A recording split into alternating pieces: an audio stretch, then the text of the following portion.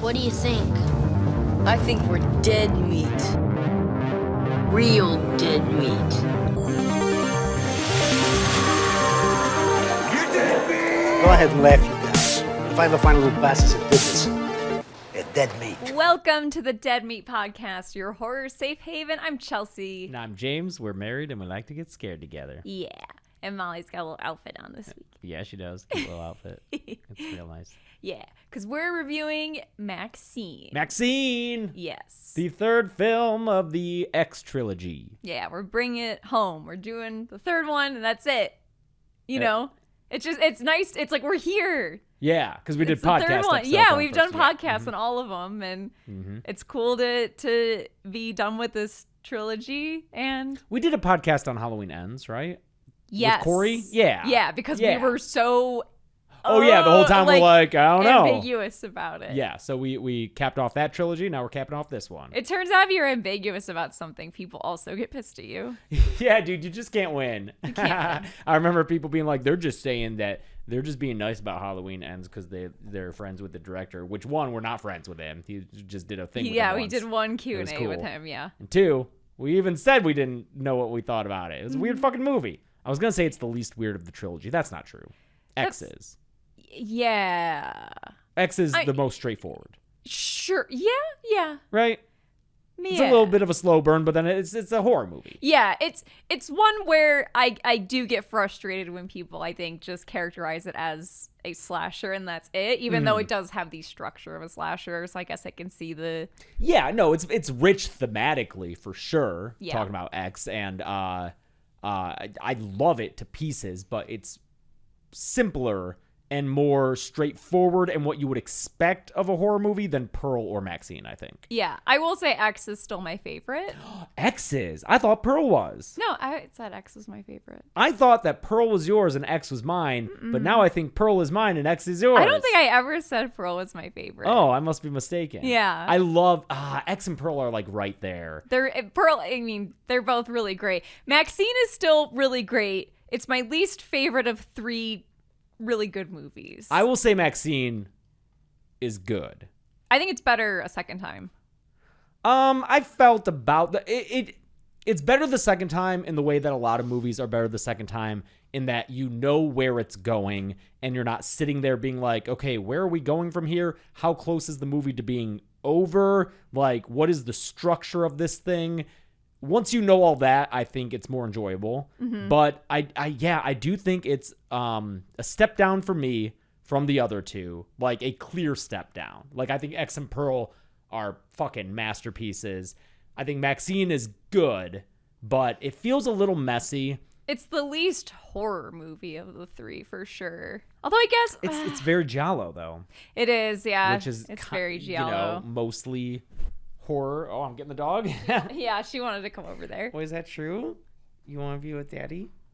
Aw, I'll take you any day. Yeah, yeah, I mean, they're all horror in their own way, very different ways. It's once again, it's very stylistically different from the two that came before it, which I love. Yeah. I love that all three of these movies are so different. I do think, too, like, a big inspiration for this movie is a movie I've never seen. Is it St. Elmo's Fire? No. Because that pops up a lot, and I was like, fuck, I feel like maybe it'd be good to have seen that. No. It's the film Angel. Oh, I did Robert see people- Vincent O'Neill's Angel. And what kind of movie is that? It is like an 80s kind of sleazecore. The tagline of Angel is high school honor student by day, Hollywood hooker by night. Great. Okay. To give you a sense of what that movie is. That sounds like it'd be an inspiration for sure. Yes. Yeah. His movies, Robert Vincent O'Neill's movies, were all very much like the people who exist on the underbelly of society being the main characters and saving the day and being protagonists, which is super interesting. Like, he's definitely a filmmaker I want to learn more about. We just had a party where our friend BJ Colangelo was over, and we were talking about specifically this filmmaker and that movie, and she was telling me about how she wrote his obituary for Slash Film. He passed away recently, and his family apparently loved it so much they asked if they could use it for his like official obituary. Wow. And she's gotten to know his family because she wrote all about how like as a queer woman and as someone married to a trans woman, his movies are really important to them, and she thinks that they are overlooked in terms of how they deal with the types of people in them. And when she was talking to his family, they were like, yes, like you got it 100%. Like that is exactly the kind of person like our dad was and the kind of movies he wanted to make. Like they are very genuine perspectives on people that often don't get to be portrayed as nuanced or even good. It's making me think of John Waters. Is that a fair comparison? Maybe. Or is Waters more camp? I think Waters is more camp. Okay. I think John Waters is a little less like grimy. Oh, okay. And then it's kind of giving me like Henenlotter Waters. Henenlotter might be a closer in terms of aesthetic, maybe. Again, I don't know because I've never seen Angel. We should watch. We should definitely watch it. And if you're hearing that tagline and thinking like, what the fuck? I think the first movie, the actress playing the 15-year-old main character was like 24 or something. Okay. Like it's not one of those weird things where it's like, yikes, there was a young girl playing this. I mean, this hooker. movie name drops Brooke Shields, who yes, that is a real life upsetting situation. Yes, it is. Brooke Shields' life story is genuinely extremely upsetting to read about. Yeah. Yeah. So this movie, is dealing with people who work in the sex industry. Yeah. You know, talking about Brooke Shields and Marilyn Chambers. Yeah. And we're seeing their friendships and them kind of, sticking their necks out for each other. And the movie, as much as like bad things happen to some of the people that she is friends with in this movie isn't condemning them. In fact, it's more just it's just watching this tragedy unfold, I think. Yeah, I do wish some of the characters were a little more fleshed out. I do too. Specifically and especially Amber, played by Chloe Farnworth, just because Chloe Farnworth, I didn't even recognize her until I saw her name in the credits after the first time we watched this. Chloe Farnworth was in 12-Hour Shift. She's the fucking cousin the blonde cousin who's like the fuck up. The hilarious. She's so funny. She's so funny in that movie. One of my favorite comedic performances in that movie. And we got to meet her at the Maxxxine after party. And we were just like, you're the best. And she was like, I'm going to cry. You guys are so nice. Yeah. And so she's a big love fest. She's in Maxxxine for all of like 4 minutes and doesn't really get to do much and then gets killed. Spoiler alert. But it's so, X took great strides to make you love all those characters. They all felt like really good, interesting people, very sympathetic. Pearl also, I would say, had pretty fleshed out side characters. I'm thinking of like her sister-in-law, Mitzi, who we also met at the Maxxxine after party. The Maxxxine premiere was kind of a banger. There were a lot of cool people there. Yeah. But this movie feels like there's not as much. Like her friend, played by that singer Moses, I forget his last name. He's a good the guy character. Who works in the video store. Yeah, he's like the only one who really feels like like him. a well-developed side. Well, as far as the victims go. Moses Sumney. Thank you. Yeah, who's not he was in the Idol. Oh. The Weekend show, but besides that, I guess he's more of a musician than an right. actor. But that makes sense. In X, we had Kid Cudi. Yeah, who was just tweeting today about how he wants to be a Scream King and wants to be in more horror movies, and was like, people suggest types of horror movies you want to see me in. So yes, please, more Kid Cudi in horror films. Thank you. What's his real first name? Is it Jason? Kid Cudi? Yeah. Scott Ramon Seguro Mascotti. Mascotti, yeah. Oh, he's from Cleveland. Oh, cool. We were Cleveland. Your airport sucks. Your airport sucks. You had some cool streets. 4th Street was real cool. Yeah, I liked Cleveland in general. Good vibes, but your fucking airport. Anyway, Scott Mascotti is a producer on this film, I noticed. Yeah. Yeah.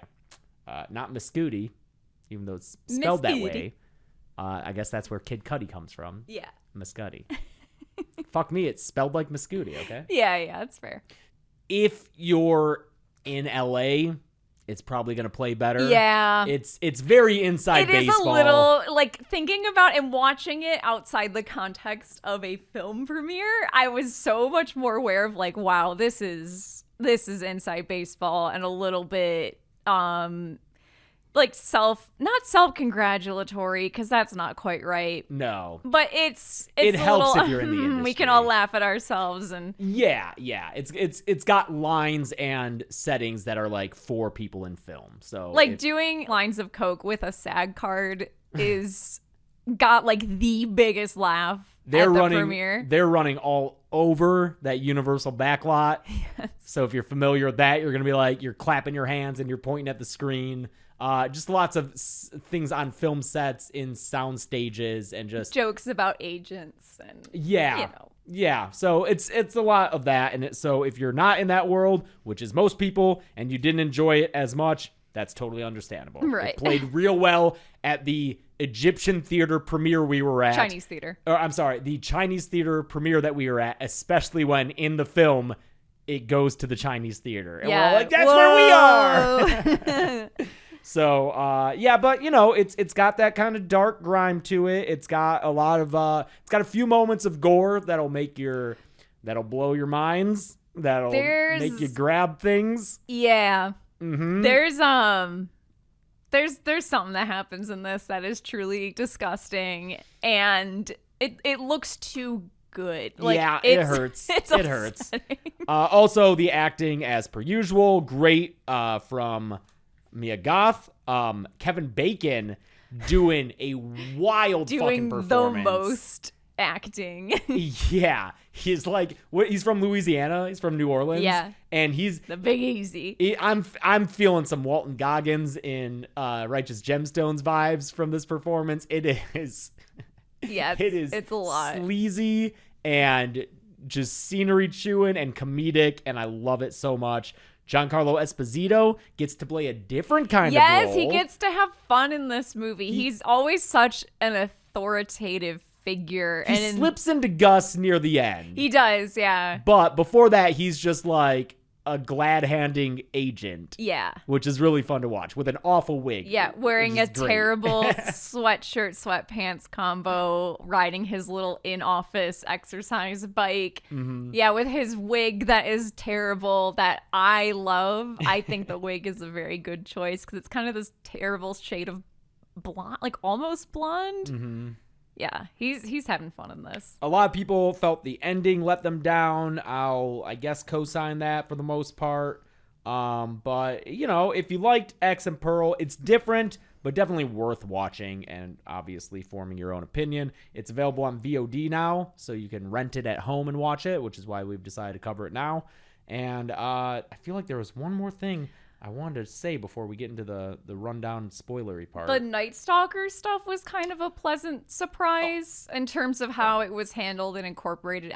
I liked it, at least. I know that was a concern people had when the first trailer came out. Yeah, because the advertising heavily featured the Night Stalker, since this takes place in 1985 Los Angeles, and people were like, is it fucked up that they're using like a real life murderer? And I don't think it is the way they do it. No. It's not what you might be worried about its use. I do remember the last thing I want to say. There's the lawsuit with Mia Goth concerning this film.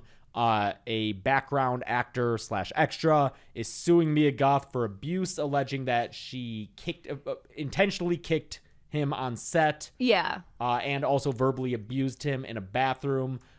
You know what? This one's a weird one. It's a weird one. And I'm basically just waiting to hear more from the courts, from Discovery, from whatever. I'm not going to say whether or not I believe it happened. All that we've learned about the guy so far, I'm extremely skeptical and want to know more. And I'm curious how it's resolved, because this dude has a weird criminal history, which specifically includes scamming people. So this makes me like, I'm that, combined with the fact that some of the details are weird. If you've worked on a set, it's weird. Yeah. Yeah. So I'm not saying it didn't happen. Obviously, I hope that it didn't. I really enjoy Mia Goth as an artist, but if it did happen, she should obviously be, there should be some kind of retribution, some kind of justice done for it.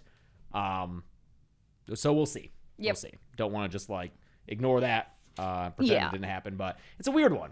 It's a weird one. Mm-hmm. Yeah. So we're done not spoiling it. We're done not spoiling it. Ruining it now. And we're going to 1959 with this old video of little baby Maxxine, and she's doing the little dance that Pearl does in her audition. Yeah, don't read too much into it. I think it's just a slight tie. There are lots of nice little visual nods and other little kind of Easter eggy things that tie the trilogy together. She's doing the hand flappy Pearl dance.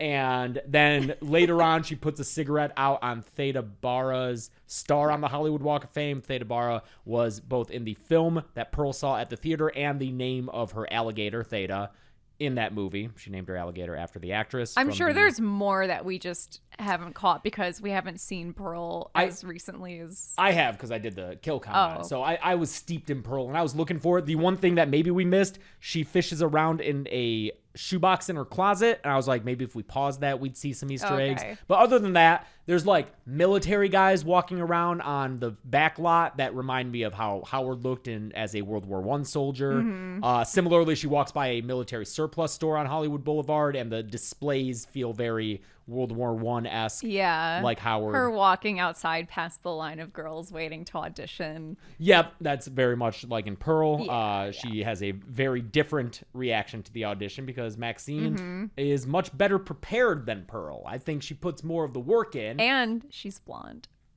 She's dyed her hair since X. She was not blonde in X. I do like the visual tie-in as well to the beginning of the other two films that open with the barn doors opening. This is the soundstage doors opening in a similar manner. And Maxxine walks in much larger building.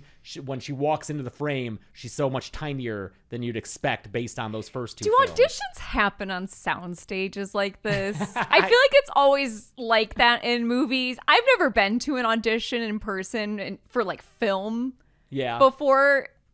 They're not on soundstage. That seems like maybe. Yeah, it just seems like it's like that in movies, but in real life. Sure, because you'd have to get a pass to drive onto the lot. There'd be security or you go concerns. to an office building. And yeah.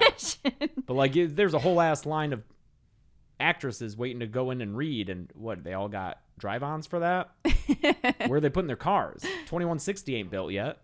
Good question. I don't think it's built yet. Maybe it is. I don't know. Sorry, Inside Baseball. That's what this movie is. I like that. So she's auditioning for this horror sequel called Puritan 2, which I love how it's treated, or at least it's treated by the director of the film as this kind of art house horror movie. Well, it sounds like Puritan 1 came out and then became a cult classic. And so now they're making Puritan 2, and she's like, yeah, gonna artsy it up.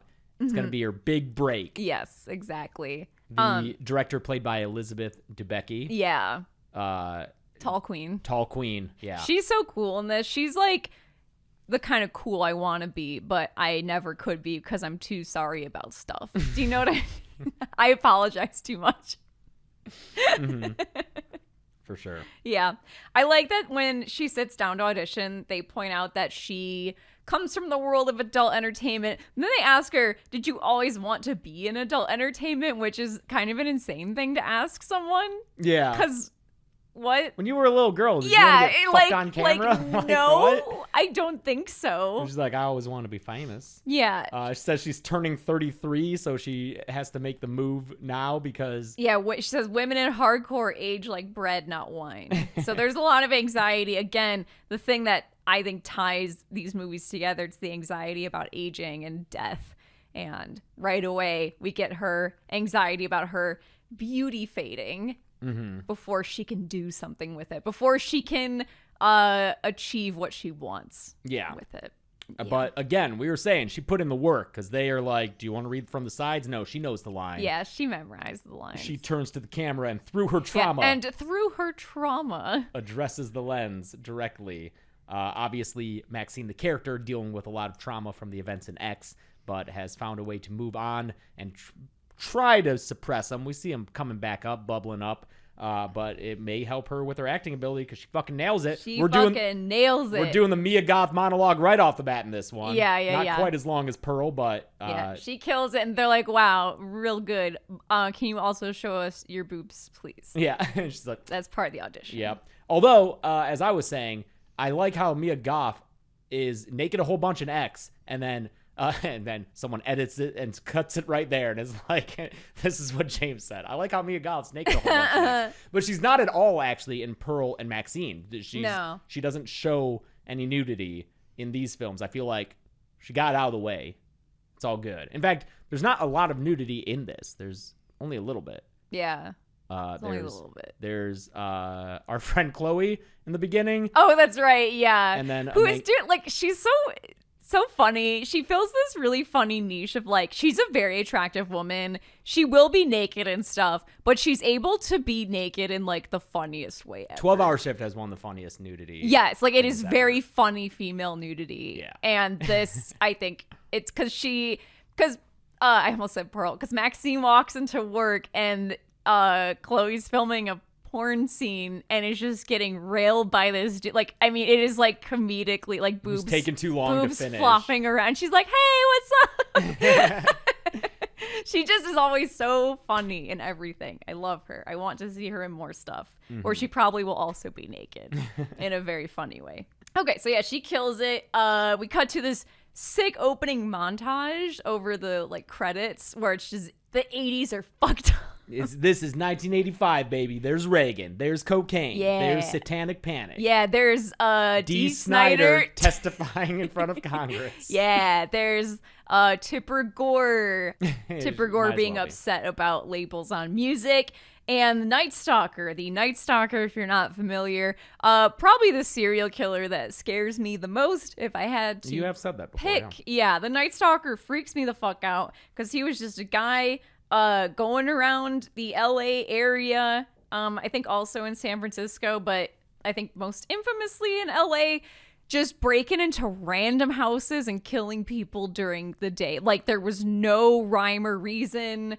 I think that's what makes it so fucking freaky is just everyone feeling like it could be me next. And then he got taken down by like a group of citizens, right? Mm-hmm. And I think that, I mean, one, I was talking to someone else at the premiere and they were like, yeah, I've lived in LA for, since I was born. And they're like in their 40s, maybe early 50s. And I was like, when the Night Stalker thing was going on, like, was that as present in your life as it was in this movie? He's like, oh yeah, like it was all anyone talked about. Like you're a kid and it's like, he's the boogie, like he's the real life boogeyman. Mm-hmm. And I remember our parents growing up would be like, okay, you got to come home by this time or else the Night Stalker's going to get you. Your parents would say that?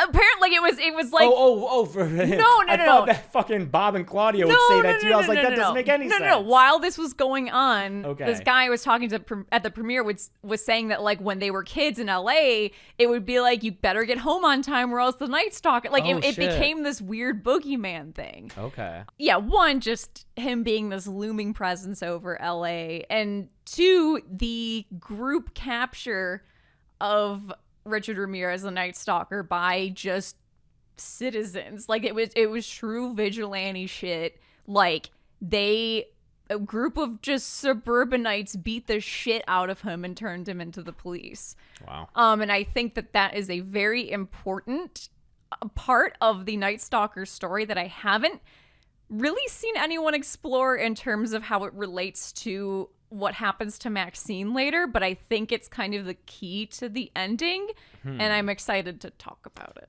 Oh, are you going to try to defend the ending using that as a thematic link? Yes. Okay. Not the whole third act, because I do think it's a little sleepy. But one of the complaints is that Maxxine has a little less agency than we might expect. So is this going to tie into that? Kind of. Okay. We'll get there. All right, we'll get there. Yeah, so her friend Amber goes to a party in the hills, but she does not.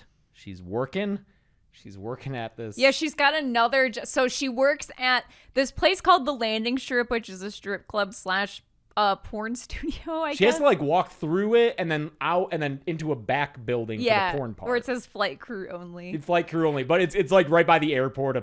Plane flies over. It's great. She also works at this other place called Show World, which is the most giallo place. I don't know. Yeah, this is a weird one. I'm it's sure like a sex theater. Places like this existed.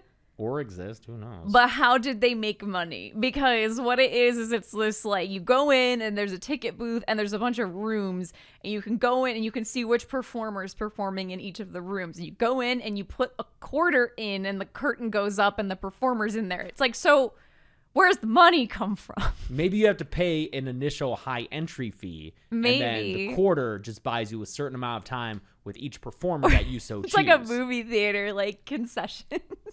They make all their money on popcorn. Well, yeah, because they got to, do the 50% split with the performer for the quarters. Yeah. It's like I don't think she can see the client. No, I don't think So she just performed, like it goes up and she's like looking at through a one-way mirror. Yeah. Doing her thing. And there's a mysterious man with black giallo gloves and he they're seems watching her and he's upset angry about her performance. Stupid sexy Maxxine. And he's like, he breaks the fucking like wooden paneling there. Mm-hmm. Yeah. That's on Hollywood Boulevard where there are all sorts of performers in a nice little enjoy montage. this montage. There's a Wonder Woman, a Charlie Chaplin. Yeah. Charlie Chaplin, who was also at the premiere. Charlie Chaplin was at the premiere, yes. I think this montage is cool because it looks like very real 80s styling. I think often 80s styling in movies looks like a costume and doesn't feel real to me in terms of the it. punk works. The spiky hair, Yeah, like this just looks like other sleazy movies I have watched. And this is where Halsey is in this movie. She's a Halsey's coworker at Show World. Bad accent. A few bad accents in this movie. Yeah, I think Halsey's fine. I think this performance to me would be totally fine and I wouldn't think much about it if it wasn't Halsey. Like if this wasn't Halsey, I don't think anyone would be talking about this character's accent or You think so? yeah. I don't know. People talk about Lily Collins' accent later, but maybe that's Lily Collins' accent is bad. But that one might have a purpose. Mm-hmm. There's a line that makes some sense of at least part of. I just saw British audience members saying that she had like 4 different British accents, and that when her character says where she's from, the British audience in the theater laughed at how inaccurate it was based on how she sounded. But yeah, Halsey's here for again like 3 minutes. It's her and Amber who I'm like, they're not really characters. Yeah. They're just there to die because she is also going to a party in the hills. Yep. But a killer party in the hills. Killer party in the hills. But Maxxine can't go because she booked the fucking part, baby. Mm-hmm. She got Puritan 2 as her wigged agent Giancarlo Esposito tells her. Mm-hmm. He's real happy about it. He's such a supportive agent. He's so good. He is truly the world's best agent. Teddy Knight Esquire. He is like the agent that you just want in your corner for sure. She also has a nice support system with her friend Leon, who works at a video store that's apparently just right below her apartment. Can you imagine? That would be so cool. Yeah, just go downstairs, rent some tapes. Yeah. He is the guy played by, was it Moses what? Sumney? Sumney. Mm-hmm. And he's a cool character. He is a gay man who she like is best friends with, and he privately surmises it's because he's the only guy who's not trying to fuck her. Yeah, that's why she likes him. Yeah. But like they have a sweet relationship. They'll fall asleep together watching movies on the couch.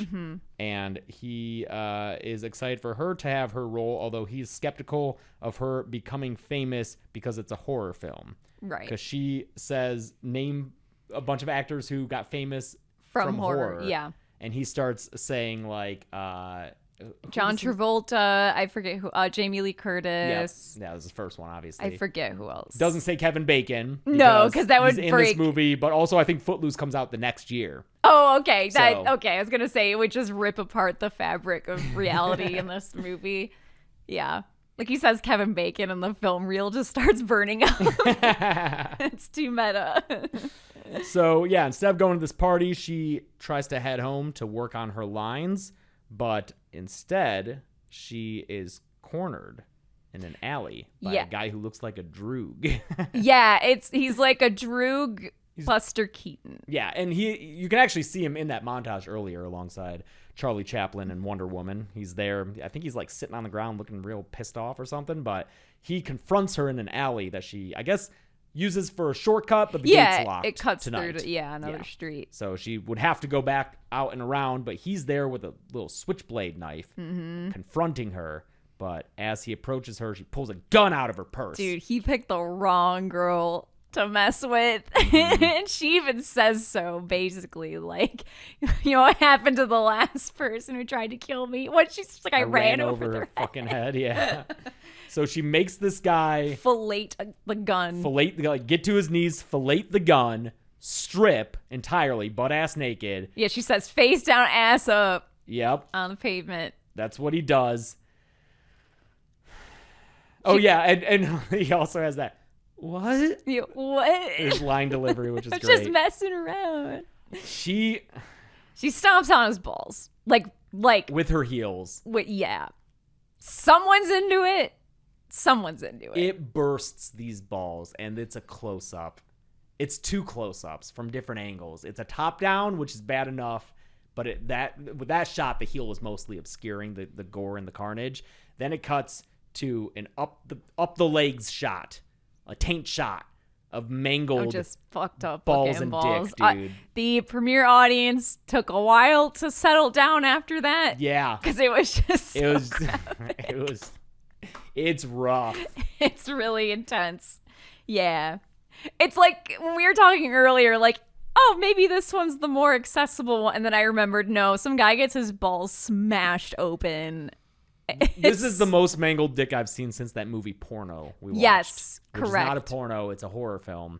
We did a commentary track on it. If you're interested in mangled dick, go ahead and watch another one. Porno with your friends James and Chelsea doing commentary on it. Yeah. Close up mangled dick. Yeah. So she goes home after this, and she falls asleep on the couch with her friend from the video store, who I noticed this second time around has a Judas Priest shirt on, in case you were still wondering if this guy is gay.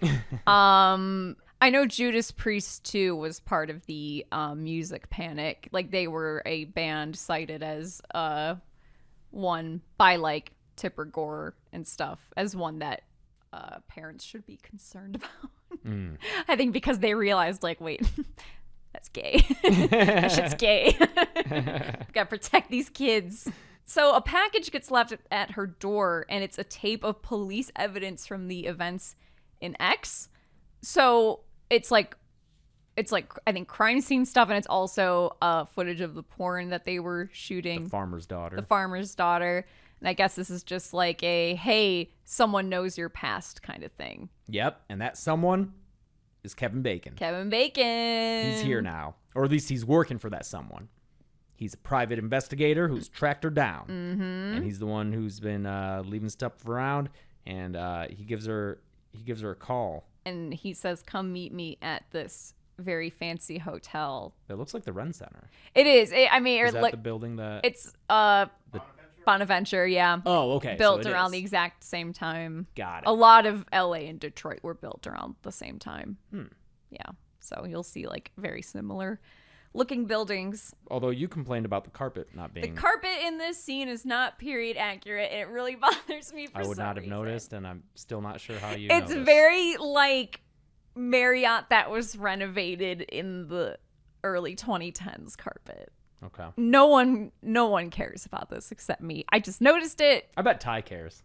I bet he was like, we couldn't afford to change it honestly could have been a budget thing. Yeah. Like that much square footage. When she meets him face to face, he is such a little sleaze. He's gross. He's like, aren't you that actress from them adult films? God, that's a reality of being an adult film actor that you don't think about. Like, you think about the obvious difficulties of it, but then there's that where people every day during your life would know who you are, and that's so awkward.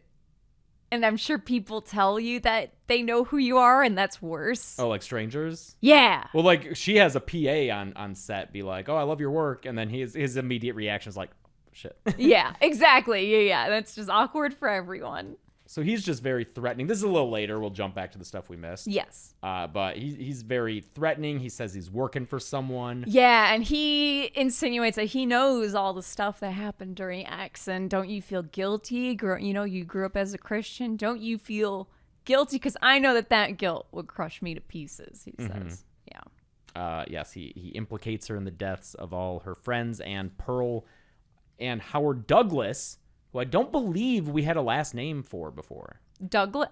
It's Pearl Douglas. Giving her a last name feels wrong. She's just Pearl. I didn't even think about it. I don't know what her maiden name would be. Something German, I'm sure. Yeah. But she married Howard Douglas, and so she's Pearl Douglas. What did we miss? We skipped over some stuff.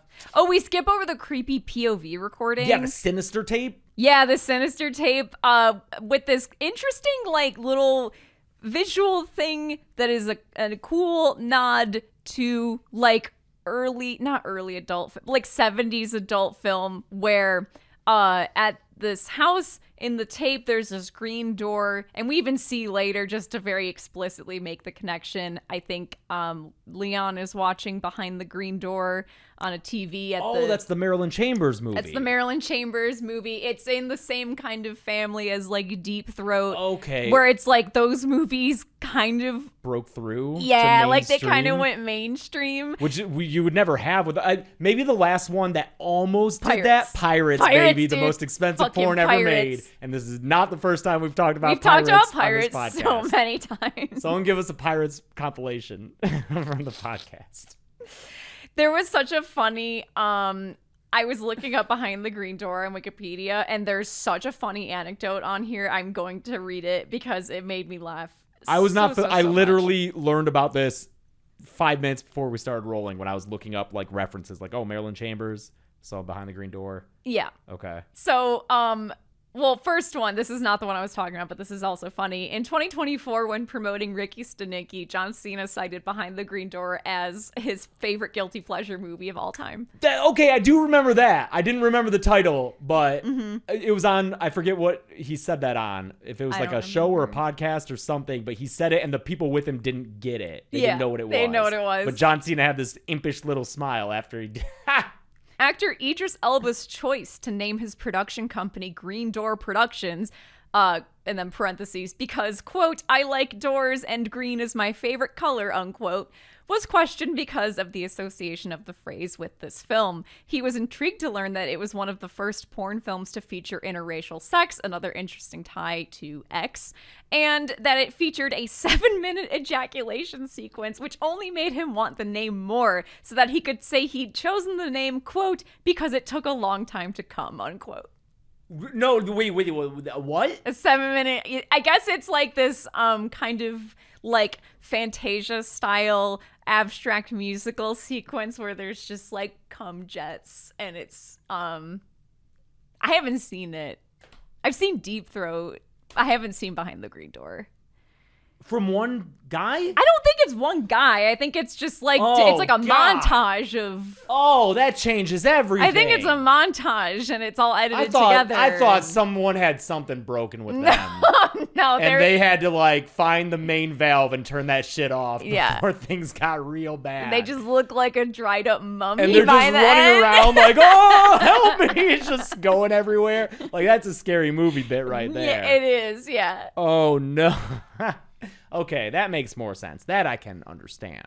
Yeah. But anyway, I thought the that Idris Elba story was very funny, and the whole it being a very infamous interracial porn film, that's such a great thematic tie back to X. And like we said, they mentioned Marilyn Chambers by name when she's talking to Leon and is talking about like who broke through into mainstream stardom, and she says, I think Marilyn Chambers. I forget which one of them. She says Marilyn Chambers, or no, he says Marilyn Chambers, and she's like, no, Marilyn Chambers isn't not famous enough. Like, no. And he's like, well, you're not gonna, because Marilyn Chambers did go from porn to she was in a horror movie, Cronenberg movie, Rabid, which I'm assuming is horror. It's probably whatever. It's a Cronenberg movie, but then she went back to adult films, and then that was when she also mentions Brooke Shields, who says she got naked on screen and now she's doing a Muppet movie. Yeah. Yeah. all this talk about the crossover of porn actresses into mainstream, I always think of that Matt Stone and Trey Parker video they made for Universal Studios where Tracy Lords shows up to the lot where they talk about like famous actresses coming to the lot like Tracy Lords, and Tracy Lords, and she's dressed like a 50s starlet with her little like headscarf and she's in a convertible. I don't know. I just keep thinking of that. Tracy Lords is a good one. One of John Waters' favorite actors. And then more recently, Sasha Grey. Yeah. In The Girlfriend Experience. Adult actress. Would You Rather? In, horror movies too. Yeah. I always love and I appreciate when I will have really great interactions with fans on Twitter and I'll be like, this person's really nice. I'm going to go follow them back. And I'll follow them back and click on their profile and like they are a porn actor. And I'm like, I can't follow. I respect you. I see you and I love you. Like, good job. I'm not going to follow because I check my phone in public often. But keep doing what you're doing. All of our adult film stars who watch our stuff, we appreciate who we've you. met at some conventions. We're great. Yep. We'd follow you if we could. Yes. Sorry. Yes. Oh, yes. So after we see the creepy, sinister tape with the green doors, we see Tabby and Amber, Halsey and Chloe Farnworth, tied up in a closet, and they take unseen people take Tabby, and she is killed because the next time we see the two, they're being fished out of the Hollywood Forever Cemetery. They're probably by Marilyn's grave. Or the D.W. Griffith fountain thing. They called it the Hollywood Memorial Park Cemetery. Is that the same cemetery? It looks like it. Or, you know what? I wonder if that actually... Is that the one in Burbank? You know what? It doesn't matter. This is getting too... sorry. It's fine. It's gonna fucking happen with this movie. We're sorry, but we'll try to put the brakes on it. Yes, they are fished out of a lake in a Hollywood cemetery by two new characters. They're cops. More characters to just go around this movie bothering Mia Goth. Like, most of this movie is characters showing up to bother Mia Goth while she's trying to have a career. Sure. She's just doing her life. To be fair, the lady cop is also just doing her job. Yeah. He's just trying to solve these homicides. And so is the guy cop. And so, yeah. He's just taking a more dramatic approach because he's a failed actor, turns out. It's Detective Williams and Detective Torres. Detective Williams is played by Michelle Monaghan. Yeah. She was in Kiss Kiss Bang Bang and True Detective. Those are my touchstones for her. I'm sure she's been in many more things that are much more notable. Those are the things I've seen her in. And then Detective Torres is played by Bobby Cannavale. Bobby Cannavale. Yeah. Famous Italian man. Famous Italian man. Hey, I want to talk to you about our sponsor this week, Rocket Money. How much do you think you're paying in subscriptions every month? The answer is probably more than you think. Over 74% of people have subscriptions they've totally forgotten about. I definitely have, like streaming services where I kind of just want to watch one series and that's it. Thanks to Rocket Money, I'm no longer wasting money on the ones I've forgotten about. Rocket Money is a personal finance app that finds and cancels your unwanted subscriptions, monitors your spending, and helps lower your bills so that you can grow your savings. I can see all of my subscriptions in one place, and if I ever see something I don't want, I can cancel it with a tap. I never have to get on the phone with customer service, which means I don't have to waste time yelling representative over and over again at the poor robot that picks up. Rocket Money will even try to get you a refund for the last couple of months of wasted money and negotiate to lower your bills for you by up to 20%. All you have to do is take a picture of your bill, and Rocket Money takes care of the rest. Rocket Money has over 5 million users and has saved a total of $500 million in canceled subscriptions, saving members up to $740 a year when using all the app's features. Stop wasting money on things you don't use. Cancel your unwanted subscriptions by going to rocketmoney.com/deadmeat. That's rocketmoney.com/deadmeat. rocketmoney.com/deadmeat. They fish out the body with the help of a coroner played by Toby Huss. Yeah. In just one scene role, Toby Huss, the strongest man in the world, and who was also in Halloween 2018 as the dad. Maxxine has to get her head cast for this horror movie. Yes. By a makeup artist played by Sophie Thatcher. This is such good casting for effects person, because this is every makeup or effects person I've ever met, where they are like extremely cool and just kind of like low key. Pretty dry, yeah. I don't know what it is. Like, this personality type dominates that field So this tracks 1,000% for me. But like very like you know that she would have your back. I just find her very comforting. I have not seen Yellow Jackets, and I have not seen the Book of Boba Fett, but these are the things that she is known for. So she starts getting her head cast done, and it's just, James has had a head cast done. You've Yeah. had this, I mean, I guess it The was... fact that this effects artist leaves her in the room alone is very irresponsible. Yeah. And, Especially there are no straws no or anything. straws up her, which No. like in the 80s, they probably would have done the They straws probably would have up done the straws in nose. the 80s. They don't do it now. It deforms Yeah, it. this all seems very negligent, actually. Yeah, you're talking about her having her back. She fucking is Yeah, like, I- I'm going to go in the other room, try not to Yeah, suffocate. she's probably just going to go smoke, you know? Yeah. Well, this alginate just solidifies over Yeah. her face. But she starts having flashes of stuff from X. I like this scene a lot. And after the premiere, because we went with our friends Barbara and Catherine from Scream Dreams, and we were talking about this scene, and Barbara was like, what do you think that scene meant? Like the thing with the head cast. And I just, watching it a second time, I feel even more confident that I think this feeds into the age thing that I was talking about earlier, and this running theme of fear of aging and fear of the loss of beauty. Because the head cast, essentially, you are capturing exactly what you look like in this moment in time. And once you take that cast off, this version of you that you are able to then make a replica of is always younger than you. Like, it is always a younger version of you, even if it's like a couple minutes young. But it is this static, young version of you that you'll never be again. And when she's having the head cast done, it's kind of like drooping and it's like melting and kind of just glopping down her face. And the audio is Pearl saying, you'll end up just like me. And she's saying that as the mold is kind of like there's like a big piece that just bloops off her nose, and there's the timer sound too, because she sets a like an egg timer. So it's this tick tick tick tick tick. So it is this constant sound. That's all she can hear is this passing of time, and she's just in this room alone with her thoughts. And so as much as it's, I think she's also thinking about, you know, oh, I ran a lady's head over as well. There's the obvious head imagery. I do think that it is about like the weirdness of like having this captured version of your youth that you wish you could keep forever, but you're not gonna be able to. Like, Yeah. yeah, That's Pearl's whole thing. yeah. Mm-hmm. So I like this scene a lot with the head cast, and I think it's also just probably terrifying to be in a head cast. I mean, you were told before you got one, like, you know, or you were asked if you were claustrophobic or had trouble with like tight or dark spaces, because it is a very intense experience. Yeah. I know that now makeup studios have, like, they still do the head casts, but they also have, like, the technologies come to the point where they can do like 3D scans Yeah, if of you can afford actors. it.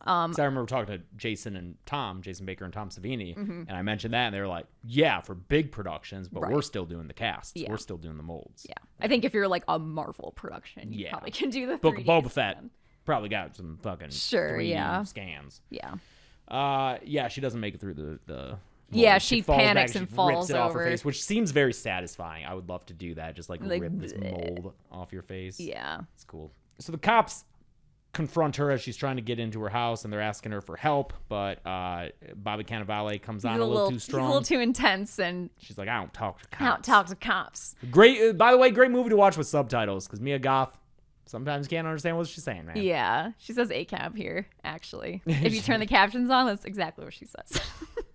And this is when we learn, after Mia Goth goes inside, this is when we learn, God damn it, Bobby Cannavale, you're a failed actor who became a cop. And I just love that it's this kind of runner in this where everyone, regardless of what profession they have in this, wanted to be an actor at some point. And that is a little true about LA. Even if you came out here and you weren't specifically trying to be an actor, you've at least fantasized about it. Or if not an actor, you fantasized about being famous.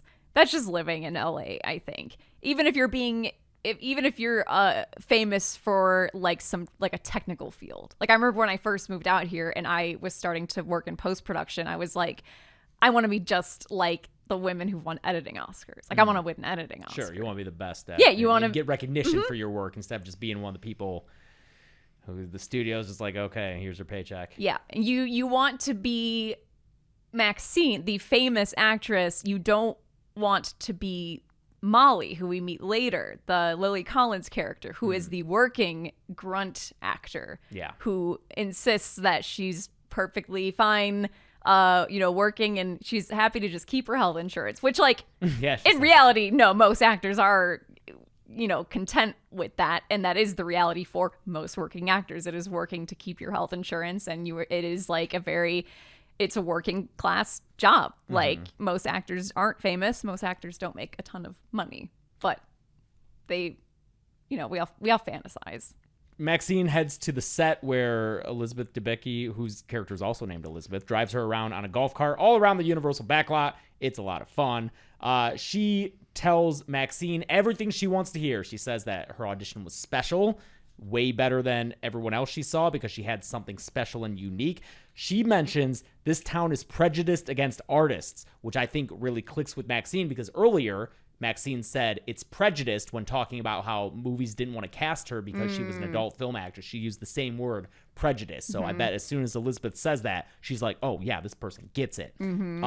She's describing the character that Maxxine's going to be playing as a killer but not a villain, which is something that Maxxine is in fact, from X, and is talking about like how she wants the movie to portray the Technicolor sheen of the 1950s, but showing that things were just as rotten as today underneath it all, which is kind of what so Pearl. Deep. But yes, yeah. Not the 50s, but the Technicolor sheen of that time era while showing something rotten underneath.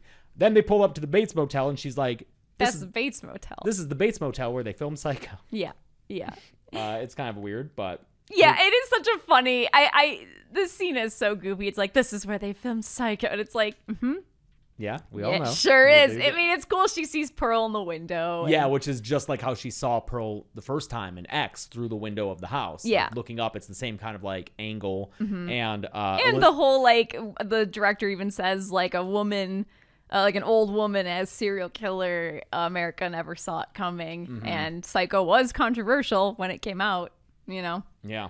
Fun fact, for them in 1985, Psycho would be as distant to them as, let's say, American Pie to us. Oh, I don't like that. 99. Yeah. I don't like that. Okay, sorry, That's guys. bad Facts. math. That's true facts. That's math. They're about to start filming. She tells Maxxine, okay, but also don't fuck this up for us. Thank you. Please show up on time. You've made it this far. Most people don't. Don't fuck it up. Yeah. As she's leaving the lot, Kevin Bacon shows up to fucking harass her, and she punches the shit out of Kevin Bacon. Yeah, he's filming her with his camera. He's like, just think of me as paparazzi. And she just walks up with the keys in her hand and just punches the shit out of him. Yeah. Leaves him running around like Chinatown the rest of the movie. Yeah, he's got the Chinatown bandage on his nose with his little hat, the whole too. rest of the movie, which... She fucking takes his camera breaks and she kicks the mirror off his car. It's great.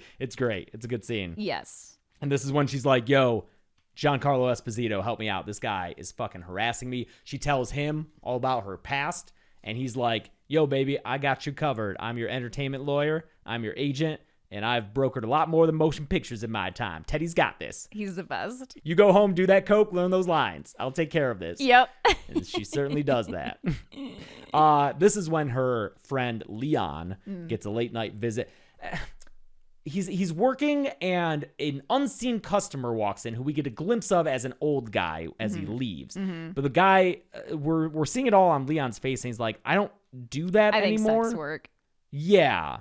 Like, I ain't in that business no more. This is just a video store. Leave. So sounds like he was I also think he did some sex work. Yeah. previously did sex work and is trying to, again, just like Maxxine, move on from that world. Right. And he seems to have successfully done it working at a video store. Unfortunately, this is when the killer, the very Giallo black-gloved killer, walks in and just kills the shit out of him. Slices him up.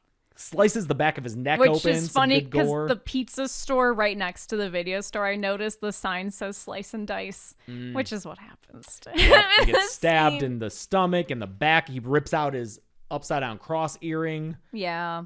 And then the killer goes back into the car where Kevin Bacon's waiting for Kevin him. Bacon's like, fuck, that was fucked up. Yeah. God damn it. I'm Like going to drink some Pepto-Bismol straight out of the bottle. Most men who do what you do don't have the goal to go all the way. Yeah, now excuse me while I drink this Pepto. The next day, the cops show up. They're wheeling her friend's body out, and they dramatically show her friend's face to Maxxine when Maxxine Amidst comes. this crowd of You can't people. do that. Yeah. Michelle Monaghan sees Maxxine is all like, Check this out. look what happens when you don't help us. And Yeah. it's just like his fucked up dead face, and everyone's like, oh my God. She just traumatized so many people for life. Yeah, for She- sure. Fucking, Daniel isn't real to half that crowd. Right? Dude, for sure. This is the beginning of Daniel Isn't Real for so many people in this audience watching them.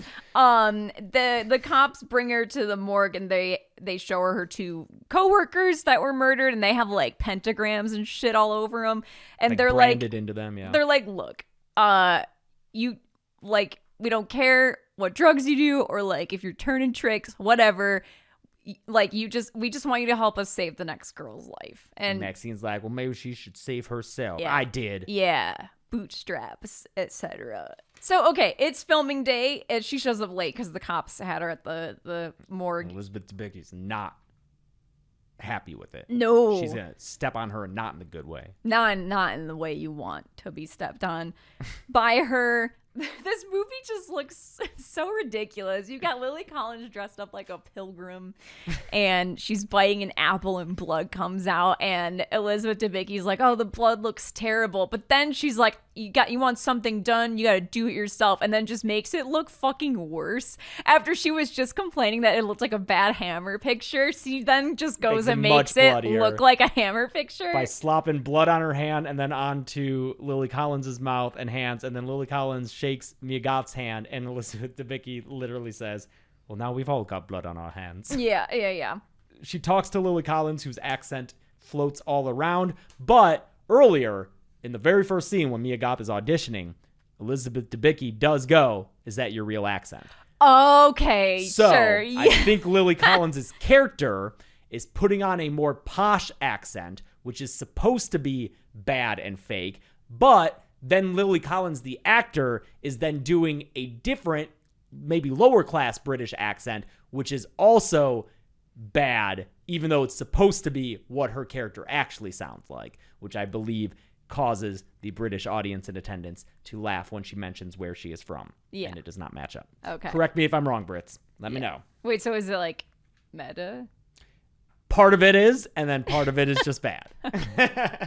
You can only excuse away I see. half of it. I see. She also calls Maxine Nadine after saying girls got to look out for each Yeah, other. she's the character. I've been playing a lot of the Nancy Drew games, and there's a character every single game. You notice a pattern. There's at least one NPC every game that is like a doddering old woman or man who never remembers Nancy's name and calls her like, "Thank you, Nadine," or so she gets Nancy Drew'd in this for sure. Also, I didn't know Lily Collins is Phil Collins' daughter. Oh yeah, she's like an ultimate nepo baby. I mean, you can't come from Phil Collins and not live the charmed life. Yeah. It's Phil Collins, baby. Yeah, for sure. He's drumming you into success. I also like too, she talks about how like her scream was immortalized because of this movie, and it looks like her head later, which I think is kind of funny. Then we get in the old Western part of the Universal This is backlot. my least favorite sequence, I think. Is it the chase scene? Yeah. It's Kevin Bacon chasing Maxine around the Universal backlot across the Back to the Future square. It starts in like the old West town where There's literally it's a when standoff. it's when you're on the tram tour and Al Roker interrupts the feed and is like, there's rain in the old West part of the tram tour. Or it's when you're on the tram tour and it's Jimmy Fallon in a standoff against himself. Yes, and he's where wearing half of him half is of- white and half of him is him is black. dressed in black. This town's not big enough for the two, and then he he's just turns jumps around back and forth. Fuck, yeah. I love the tram tour. I love the tram tour so much. But yeah, this scene just doesn't go anywhere interesting enough for me. Like, I thought, because it ends up at the Psycho house, and I thought what was going to happen is she was going to fucking push him down the stairs in the Psycho house, like in Psycho. And we would get the weird, overhead shot of shot. him falling because he is a detective. And Yep. I just, No, she hides in it, and then he's found by Larry Fessenden. Character, actor, writer, director, horror icon Larry Fessenden shows up. From Jacob's wife, Barbara's good friend. Yes. Yeah, he plays a security guard in here. And he escorts. He's like, you can't be here without pass. He just escorts Kevin Bacon off the set. You're right. This scene doesn't really. It's just kind of. It's like a goofy chase scene. Yeah, the tone of it's kind of silly. I just don't really know why it needs to be here. But she's sick of this shit. She's sick of Kevin Bacon harassing her. She goes to a nightclub to honeypot the fuck out of him. I love this nightclub scene. The song in this is really good. Cool song. She's got this makeup that's real cool. It's like a red band across her eyes, and she's dancing, and she's like, Kevin Bacon, you see me? Come get me. She goes to the bathroom, and he follows her in there where all the stall doors are closed, and he starts kicking them down one by one, revealing grosser and grosser toilets. Yeah. Just increasingly gross toilets. Mm-hmm. And when he kicks down the last one, oh, fuck, the window's open. She got out. Yeah. So he runs outside where he is confronted by her standing in front of headlights. Giancarlo Esposito's there, and so is a very large man with like a bat or something. He was the guy filming the porn at the beginning. Oh, okay. Yeah, and he, I guess, works for Teddy and owns a junkyard. And dogs. Or something. He has a dog. Yeah. He has dogs. And he nails Kevin Bacon in the back of the head. Kevin Bacon falls off this loading dock and hits the ground fucking hard, dude. I don't know if they sped up his fall or something, but he just crumples. He hits that hard. Then he wakes up and he is handcuffed to his steering wheel, and he's in the fucking junkyard under the car press. And you know exactly where it's going. It's him. This whole movie, he's been kind of talking about how he grew up an atheist and he doesn't, he's not a believer and blah, blah, blah. It's the kind of no atheists in a foxhole thing where he starts praying as soon as this press starts lowering down. And it's, it almost made me feel bad for him. If he were any less despicable, his performance here would garner brutal, some sympathy. yeah. He's like, I don't want to die here. Please, just stop it. Just stop it. Yeah. And it does not stop. That thing fucking comes down. He's screaming, the horns honking, and then it just all stops, and just blood waterfall filters out. of blood, and the doggies go lick it up. The junkyard dogs. There are more gory kills in this movie, but this might be my favorite. It's so good. It's so good. And just because it's, the kind of, the scene ends with Teddy. What does he say? Like, that's what he goes, what are agents for? Yeah. This is when he's the most This got such a good, a big reaction at the premiere. And so this, I think, is the kind of the climax of the movie for me. Yeah, and because she goes home from this, and she's changing, and on the TV, this is important. The newscaster is one talking about the murders of the girls in the movie, and is this a satanic ritual? I don't know. Also, Night Stalker. What I forget if this is when the Night Stalker is apprehended or something, but basically on the news, the newscaster is like, we hope that anyone who knows anything can come and help stop the next person from being murdered. And it's when this is mentioned on TV, as opposed to just someone in person being like, hey, help me save the next person or the next girl.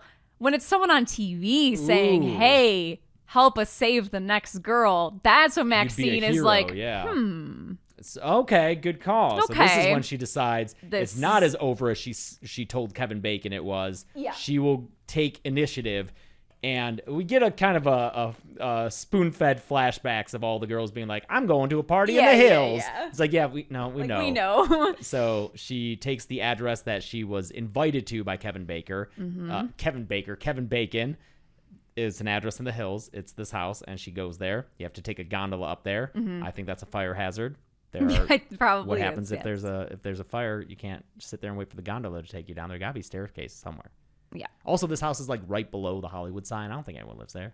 People live there. It's a residential area. Really? They have staircases that go up to the Hollywood sign, because that's what this is. I think technically you're not allowed by the Hollywood sign. Okay. Yeah. They're right under there. Yeah. That's nuts. Because I've never been in the residential part. Right. Yeah. Yeah. You can hike up to the sign, no problem. Whatever.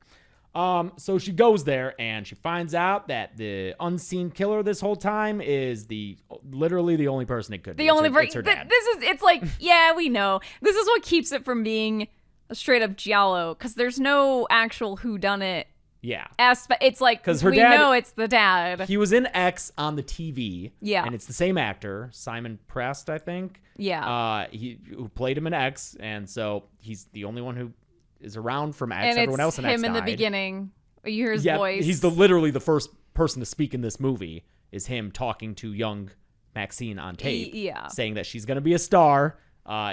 Teaching her the mantra of "I will not accept a life I do not deserve." So it's the only one it could be.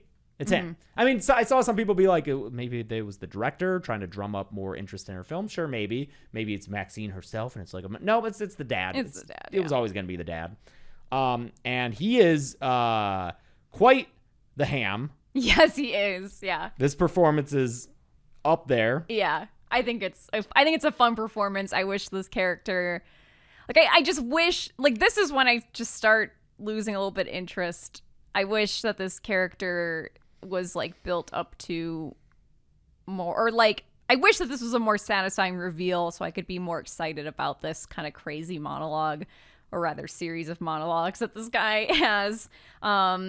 He tells her that he's making his own film about satanic influences in the media and how Hollywood and Satan take children away from their families. Throughout the film, we've been seeing a group of protesters always protesting Puritan 2. Turns out they all are part of his cult. Most prominently, a very large guy who's like his head henchman. But so he's been, and that guy had a sign that said like, "The devil took my daughter." So it was for It's like other parents whose kids have come to LA.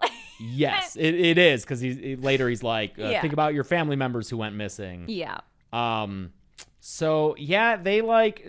She also sees Lily Collins has been killed and dismembered and put in a suitcase. Her head falls off, and it's like the screaming. It looks face. like the cover of the movie. Yeah. Of Puritan 1. So they tie her up, and they're doing this whole ritual thing. It's like a culty thing in the backyard amongst the pool. And he's like ready to brand her with that pentagram, just like he did the other victims, unless she denounces Satan. Yeah. This is why it's like Maxxine's just kind of tied up to a She's just tree. tied up, and then like before she can do anything, the cops show up and start shooting, and then they started blasting, and like Maxxine does have a moment where she like falls into the pool and she takes her knife and she stabs it into the big hench guy's nose. That's pretty cool. Yeah, but it's pretty gross. the cops are doing a lot of the work here. Yeah. They're shooting. It's a big firefight scene, which feels weird in this trilogy. That it's these two cops firing at a bunch of cultists who take out a bunch of firearms, and it's just back and forth firing. Yeah, they end up by the Hollywood sign. Yeah, because the cops chase her dad up there. He runs off, and they chase him up there. And then Maxxine follows, and the apprehension and fight with her dad is all heard. It's all off screen. And then when she catches up to them, Bobby Cannavale has been stabbed. Mortally wounded, Yeah. shot or stabbed. He's bleeding out. And Michelle Monaghan is like, here, stay here, put pressure on this. I'm going to go get him. And she runs off and fights him off screen with audio, while Bobby Cannavale is like, he dies. Yeah. And he's like, 30 years, I've never been up here. So he dies. And then Maxxine goes to follow more. And Michelle Monaghan pops out of nowhere and is like, I got him. But she has a This is a crucifix in her stabbed eye. in her eye, and then she falls down the hill. Dude, the way she falls, like, this cut is so goofy. Like, the way she tumbles off screen is so intense. Like, she just goes rocketing down this side of the hill. Yeah, I guess she dies. Yeah, for sure. And then Maxxine catches up to her dad, who is already, like, mortally wounded and laying on the ground. He's still alive, but, like, the cops did all the work. Right. And so now she's standing over him, and she has the gun. She has a gun.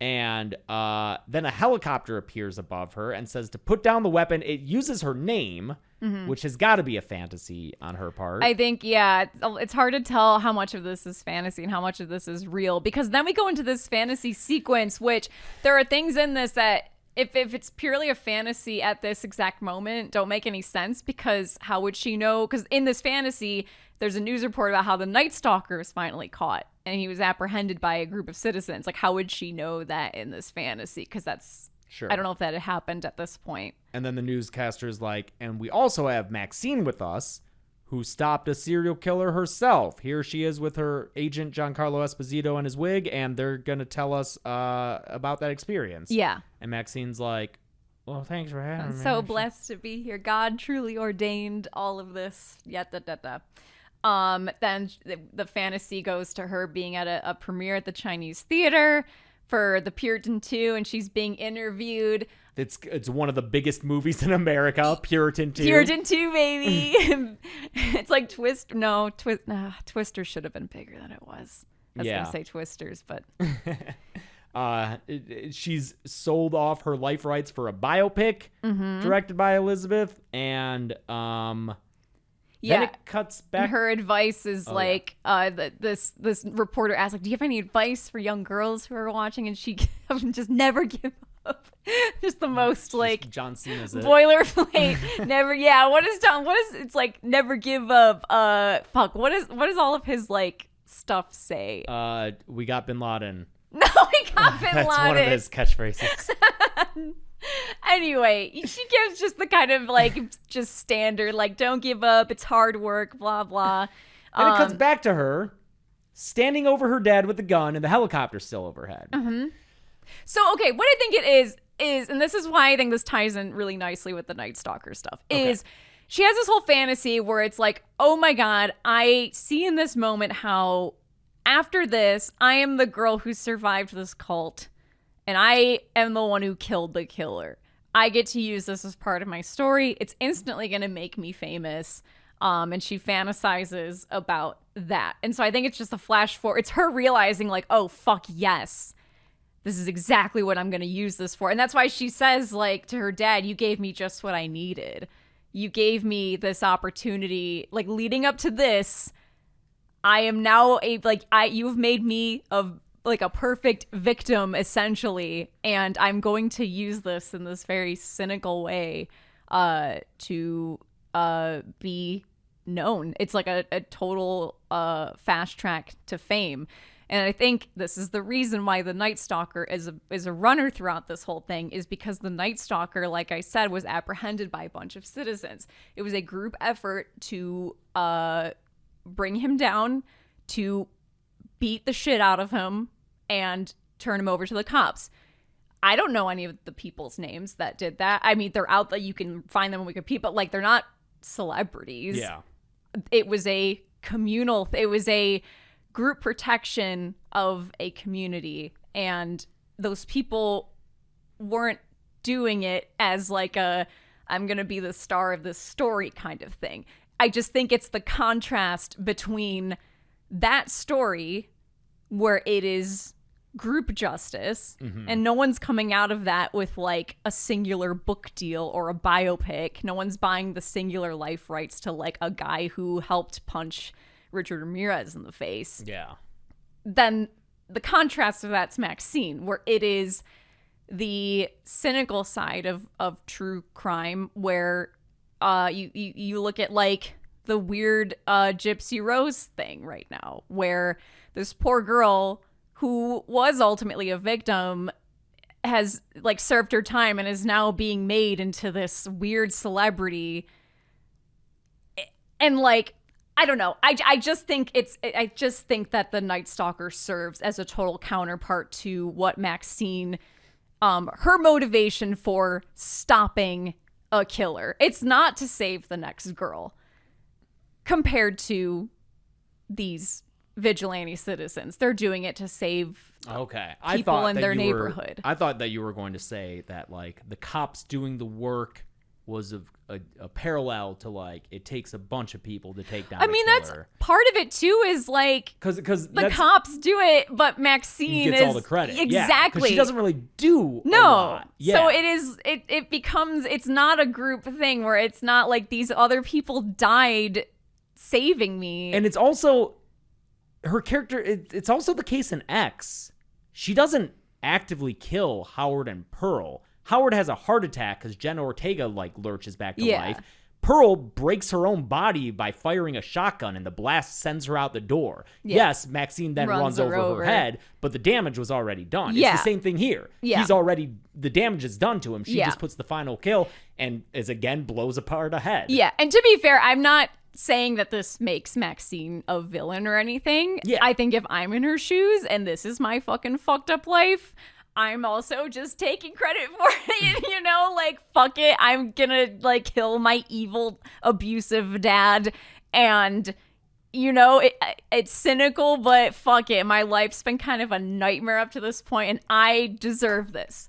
I deserve it because of all the shit that I've gone through. I deserve to make this my story, and it was basically handed to me. It is been ordained by God, this like divine intervention. It's divine intervention. I'm gonna use it, and it's gonna make me famous. So she blows her dad's head off, and that thing fucking splatters apart. Yeah, it's real cool. That's a real nice exploding head. It's pretty nice. It blows apart like a blood pumpkin. And yeah, we fast forward to this is the part that this is weird though, because we get this whole fantasy. Yeah. And then she kills her dad. And then we jump ahead a month and we're back in the future. Yeah. The real future. The real future, where she's filming on the Puritan 2, and they have a moment of silence for Molly, Lily Collins, who was killed. And I didn't even catch this. Yeah, but this is a very funny thing. Because Elizabeth, the director, is like, let's have a moment of silence for Lily Collins, our original, foundation of Puritan, and the whole crew on set, the makeup artist is there, everyone like bows their head, and then they're all silent. And then Elizabeth Debicki like looks up at a guy who I'm pretty sure is the AD. Definitely I think he's even AD. credited in the cast as like assistant director. She like looks up at him and like gives a look, and the guy's like, "All right, everybody, let's get back to work." Dude, and like making the AD break the moment of silence so that on she doesn't the have set to do it. is so fucking funny. It's so Again, real. that's like inside baseball, but it's very funny. It's very accurate. It's very real. Yeah. And so Elizabeth when- Debicki shows her like, okay, we're filming the scene with your prosthetic head on the bed, and she's asking her like, you're famous now, the whole world knows your This is name. after Maxxine has chopped up coke with her SAG card. Yes, She's yeah. a member of SAG now. Because She of this. basically asks her like how she feels about all of it, and this Maxxine says, I just never want it to end. Yeah. Yeah, which is the curse of fame. You get there, but it's not a given for most people. Yeah, when she's doing like the coke, she's like, "You're a fucking movie star," instead of like, "You're a star." It's just this, I would love to see a fast forward 30 years, like her Betty Davis era. Oh yeah, Betty Davis gets mentioned a lot. Yes, her waning Hollywood starlet years, where she turns into a Ryan Murphy miniseries kind of thing. Yeah, it's just, the structure of the ending throws me off. The structure's bad, but I generally like what it's doing. Yeah, it's just weird that she has like this fantasy of what her future will be, and then we see the actual future, and they're like kind of similar but not the same. It's like one is a more exaggerated version. It would make more sense to me if like they dive. I don't know. Yeah. It's a little, I don't know. I still like the movie. Yeah, I like it too. I like it aesthetically. I like the acting. I like especially the side characters like Giancarlo Esposito and Kevin Bacon are doing a lot for me. It just doesn't feel as much of a wholly realized masterpiece as X and Pearl are to me. But I think it's a worthy cap off of the trilogy. I don't think it ruins the trilogy by any means. No. Yeah, I think it's a good. These three films are such an accomplishment together. Yeah. Like they're so cool to have this. Three very different stylized films that have one story to them with these connecting themes that we've talked about. I think it's such an accomplishment that most people will never be able to do. And so huge props to Ty West and Mia Goth, who obviously was a big creative force throughout it all. Yeah. Cool. All right. We're running a little long on this one. Yep, so let's wrap it up. Gressel wants to go to sleep. Sorry, Gressel. Yes. I guess until next time, you have anything else? No. Okay. You know where to find us on social media. I'll link BJ's article in the description that I was talking about earlier. So yeah, until next time, I'm Chelsea. And I'm James. And that's Gressel. Thank you, Gressel. Thank you so much, guys. And this has been the Dead Meat Podcast.